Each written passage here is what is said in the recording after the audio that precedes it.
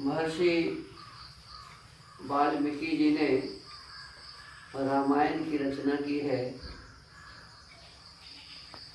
हम सभी इस रामायण के बाल कांड का अभी स्वाध्याय कर रहे हैं। बाल कांड का 18वां सर्ग चल रहा है। इस सर्ग में 2 श्लोक हैं।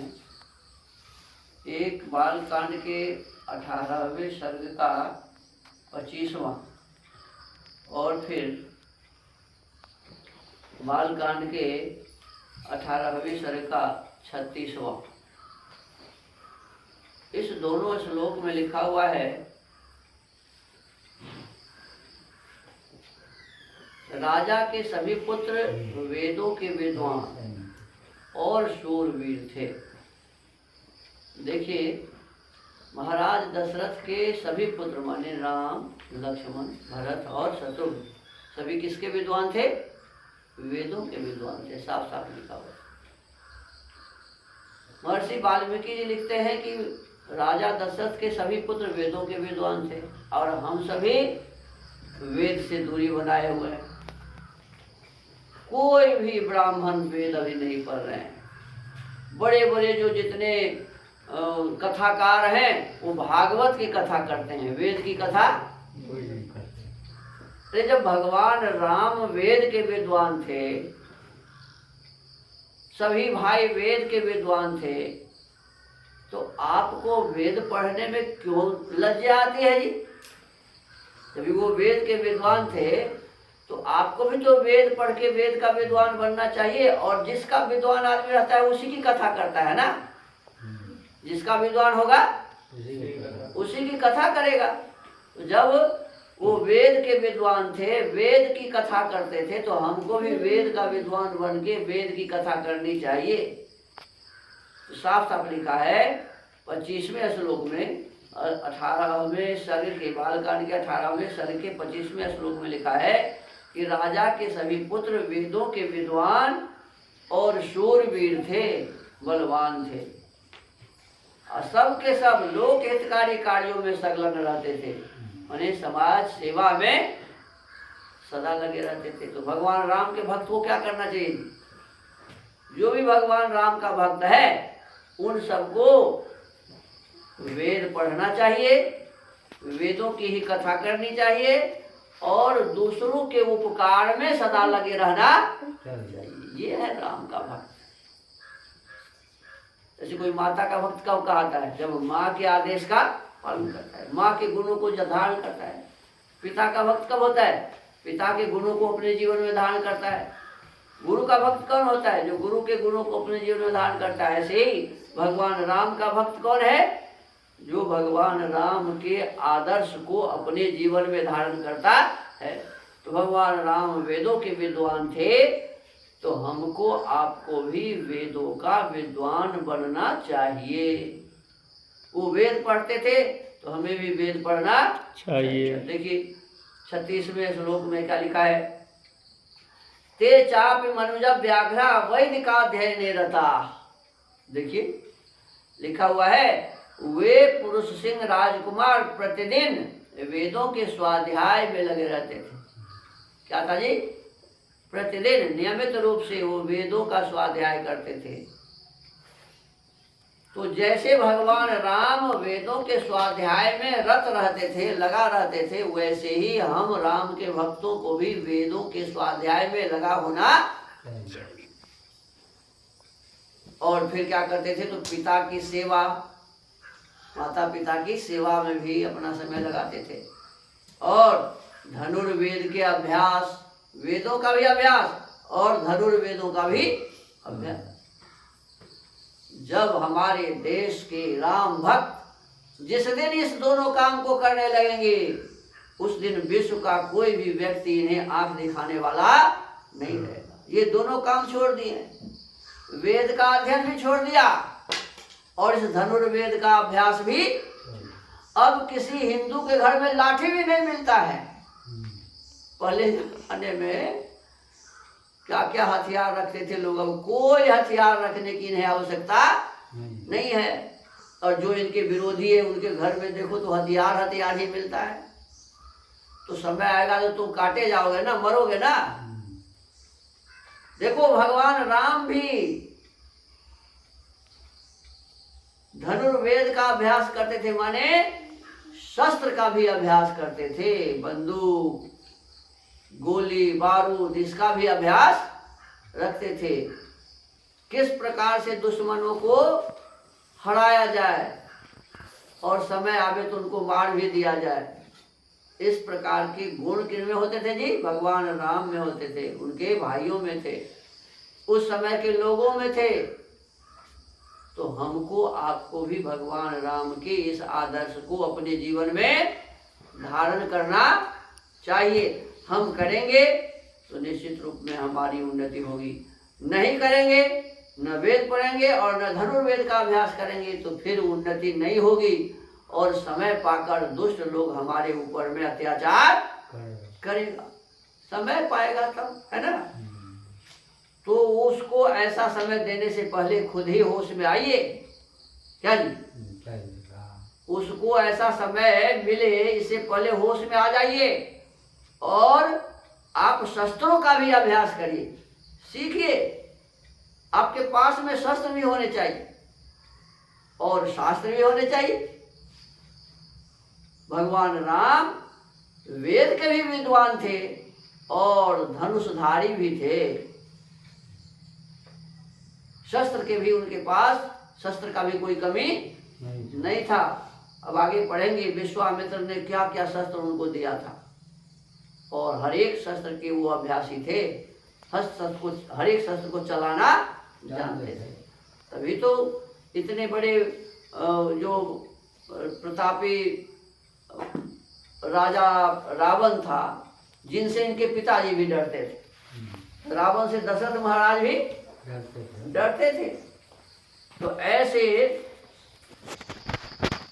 भगवान राम के आदर्श को हमें अपने जीवन में धारण करना चाहिए। अब आगे लिखते हैं,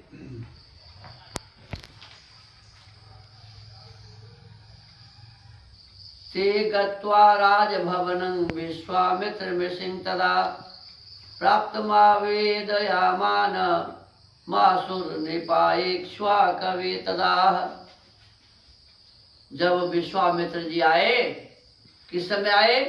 जब महाराज दशरथ अपने पुत्र के विवाह की बातें अपने मंत्रियों से कर रहे थे, अपने आसपास रहने वाले लोगों के साथ कर रहे थे।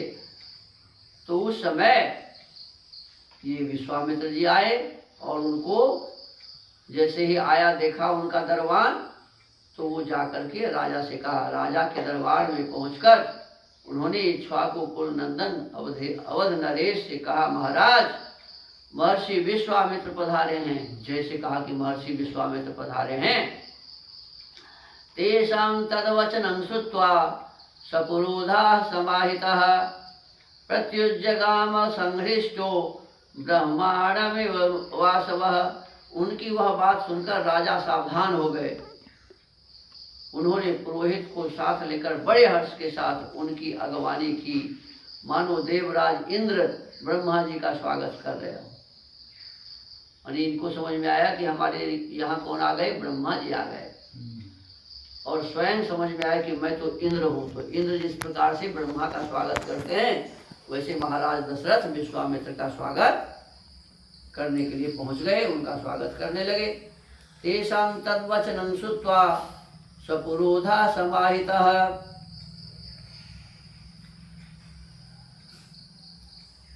प्रत्युज्जगाम संहृष्टो ब्रह्मांडमिव वासवः। उनकी यह बात सुनकर राजा सावधान हो गए। उन्होंने पुरोहित को साथ लेकर बड़े हर्ष के साथ उनकी अगवानी की, मानो देवराज इंद्र ब्रह्मा जी का स्वागत कर रहे हों। सदृष्ट्वा ज्वलितं दीप्त्या तापसंसंसितव्रतं प्रहृष्टवदनो राजा ततोर्घ्यमुपहारयत्। विश्वामित्र जी कठोर व्रत का पालन करने वाले तपस्वी थे। देखो, साधारण व्यक्ति नहीं थे, क्षत्रिय से ब्रह्मत्व को प्राप्त किया था। माने कठोर तपस्वी थे, तपस्या करने वाले थे। वे अपने तेज से प्रज्वलित हो रहे थे। उनका दर्शन करके राजा का मुख प्रसन्नता से खिल उठा और उन्होंने महर्षि को अर्घ्य निवेदन किया। अर्घ्य का मतलब होता है जल पीने के लिए दिया। अर्घ्य का क्या मतलब होता है जी? हाँ।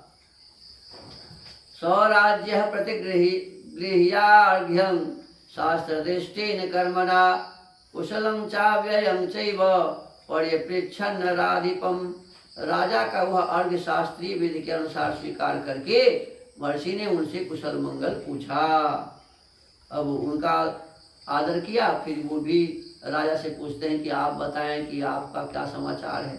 यही होता है, जो पहले आते हैं ना तो उन्हीं को पूछा जाता है आप कैसे हैं, फिर वो भी पूछते हैं कि फिर आप कैसे हैं बताएं। तो ये एक दूसरों से कुशल मंगल पूछा। पुरे कोशे जनपदे बांधवेषु सुहितसु च कुशलं कौशिको राज्य पर्यपृच्छत् सुधार्मिकः।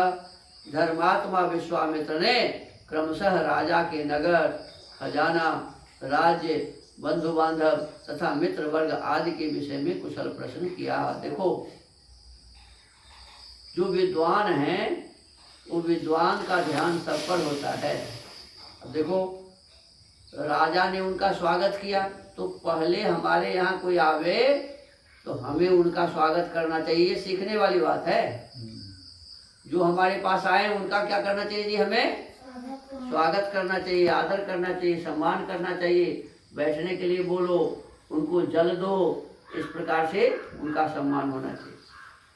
भोजन के लिए पूछो, तो इस प्रकार से ये तो हमारा कर्तव्य है। और फिर जो बाहर से आने वाले विद्वान हैं, देखो विश्वामित्र से उन्हें सीखना चाहिए। क्या करते हैं?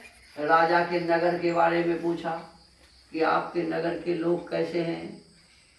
फिर कहा कि आपके खजाना वो भरे पड़े हैं कि नहीं, कम तो नहीं है। कोई खजाना नहीं रहेगा तो आप समाज की सेवा क्या करेंगे? कमी तो नहीं है आपके पास खजाना में। फिर राज्य की व्यवस्था कैसी है, बंधु बांधव आपके मित्र वर्ग कैसे हैं, भाई कैसे हैं, तथा मित्र वर्ग आदि के विषय में कुशल प्रश्न किया। देखो, जो जितने बड़े विद्वान होते हैं उनको जानकारी उतनी अधिक होती है ना, तो सब के बारे में, क्योंकि राजा के सब तो अपने ही होते हैं, तो राजा के केवल पूछेगा कि आपका भाई कैसा है, आपका घर कैसा है, और लोग न पूछे तो ये अच्छी बात नहीं है।